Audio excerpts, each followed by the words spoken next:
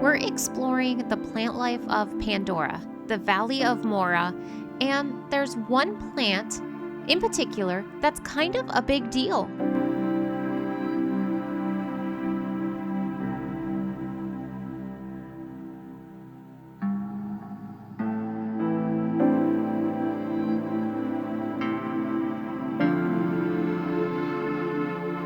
The Flaska Reclinata is one of the first plants guests encounter when entering Pandora, the world of Avatar, setting the tone for the moon's immersive ecosystem.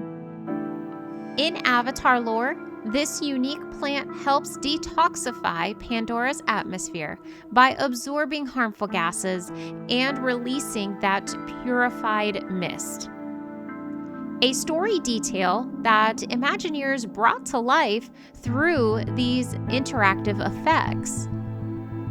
At the park, the plant responds to guest touch by glowing, misting, and making subtle sounds, making it really feel alive and reactive.